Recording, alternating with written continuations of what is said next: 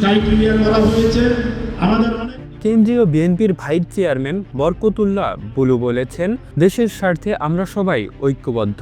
ভারত এই উপমহাদেশের একটি বৃহৎ প্রতিবেশী দেশ। তারপরও আমরা চাই জিয়াউর রহমান যে সার্ক গঠন করেছেন সেই সার্কের আলোকেই এই উপমহাদেশের রাজনীতি চলবে। আমাদের সাথে কারো বৈরিতা নেই, আমাদের সাথে সবার বন্ধুত্বই থাকবে, কিন্তু আমাদের উপর কেউ প্রভুত্ব করবে বাংলাদেশের মানুষ এটা মেনে নেবে না।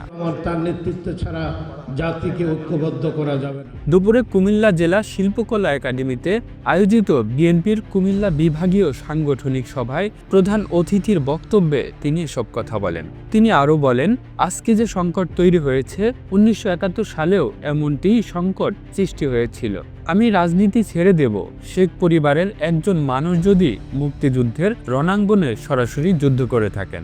দেশের সংকটে আমরা সবাই ঐক্যবদ্ধ, দেশের সব রাজনৈতিক দলও ঐক্যবদ্ধ। এ সময় বিশেষ অতিথি হিসেবে উপস্থিত ছিলেন কুমিল্লা দক্ষিণ জেলা বিএনপির আহ্বায়ক আমিনুর রশিদ ইয়াসিন, সাবেক এমপি ও জাতীয় নির্বাহী কমিটির কর্মসংস্থান বিষয়ক সম্পাদক জাকারিয়া তাহের সুমন সহ অন্যান্যরা। পরে আগামী 9 দিনের মধ্যে জেলা, উপজেলা, ইউনিয়ন সহ বিভাগীয় সম্মেলন শেষ করতে নেতাকর্মীদের তাগিদ দেন।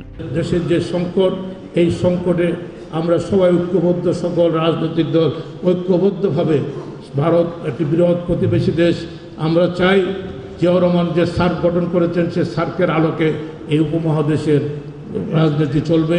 আমাদের সাথে কারো বৈরিতা নেই, আমাদের সাথে সবার বন্ধুত্ব থাকবে, কিন্তু আমাদের উপর কেউ প্রভুত্ব করবে বাংলাদেশের মানুষ এটা মেনে নেবে না।